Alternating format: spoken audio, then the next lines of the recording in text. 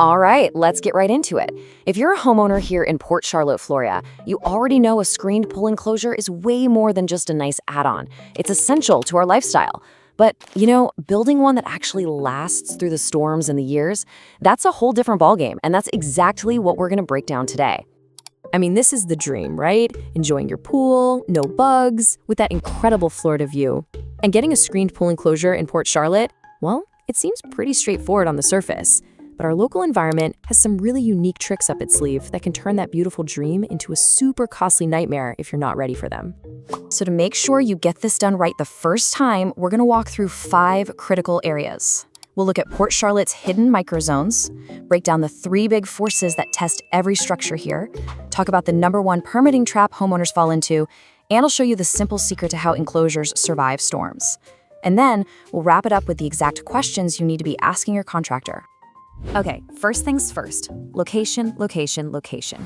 It is so easy to think of Port Charlotte as just one big area, but when you're talking about construction, it's really a bunch of different hidden zones. And trust me, each one requires a totally different game plan. This right here breaks it all down. You see, if you're on a canal, you're not just dealing with higher winds. You're fighting corrosive salt spray 24/7. If you move a few miles inland, yeah, you're a bit more sheltered, but you still have to engineer for those massive hurricane gusts. And in the older parts of town, the big surprise is often the foundation that's already there. Meanwhile, in the newer communities, you might get better concrete, but you've got to deal with much stricter HOA rules. The bottom line is, the exact same enclosure design needs completely different engineering depending on what street you live on. And here's a perfect visual of what I'm talking about. The enclosure on the left, it's wide open to the water, taking a constant beating.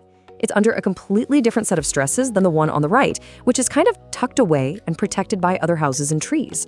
One size absolutely does not fit all here.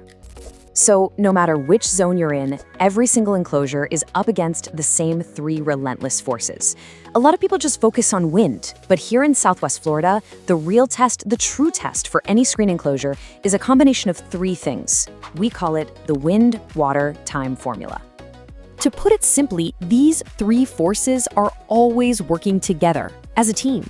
It's not just about surviving one big storm that rolls through. It's about enduring the slow, steady, combined attack from all 3 that decides if your enclosure is going to last 5 years or 25. So here's how that team works against you. First, you've got wind. It doesn't just push against the screen, it creates these incredibly powerful uplift and twisting forces that try to tear the frame apart. Then comes water. Rain, humidity, you name it, it gets into every single connection and starts corroding every screw and bolt. And finally, you have time. Time is like the ultimate inspector. It finds every tiny weakness, a cheap fastener, a poor connection, and it amplifies it until it becomes a massive failure.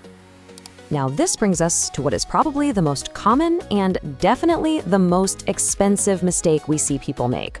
I call it the foundation permit trap. It's based on an assumption that almost every homeowner makes, and it can bring your project to a screeching halt.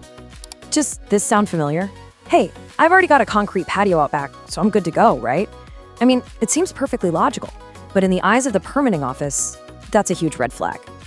Here's the hard reality. That slab out back is just a slab of concrete. It is not considered an approved foundation for a new structure until it has been inspected, verified, and signed off on by county officials to meet the current building codes. And believe me, that is a non-negotiable step. So what are they actually looking for when they come out? Well, they're checking the concrete's thickness and its overall condition. They need to make sure it can handle the heavy-duty anchors that an enclosure requires.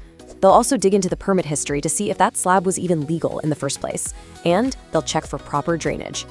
Knowing this stuff up front can literally save you months of headaches and delays. Okay, so let's say your foundation gets the green light. How does the enclosure itself actually handle the unbelievable force of a storm?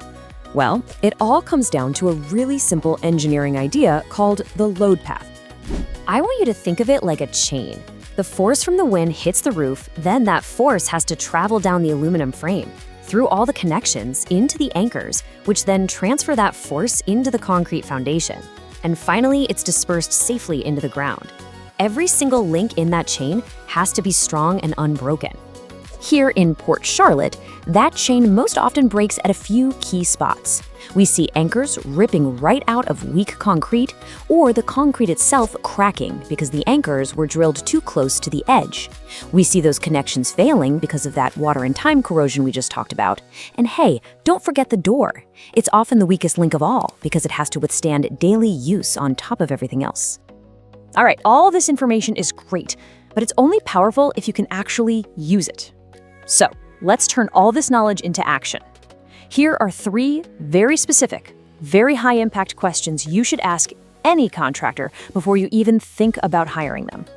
Question number 1, ask them this. How do you ensure the uplift forces are transferred safely into the concrete? A really good contractor isn't just going to say, oh, we use anchors. They should immediately start talking about the type of anchors, the specific engineering, and that load path. This question really tests if they get the physics of wind. Next, get even more specific. Ask, what is your anchoring strategy for the corners? The corners of your enclosure take the absolute highest concentration of wind forces. That's where everything comes together. A real pro will have a clear, beefed-up plan for these critical spots, maybe using more anchors or stronger ones. Their answer tells you if they build to the bare minimum code or if they build for maximum durability. And finally, ask about the smallest parts, because they really do matter the most.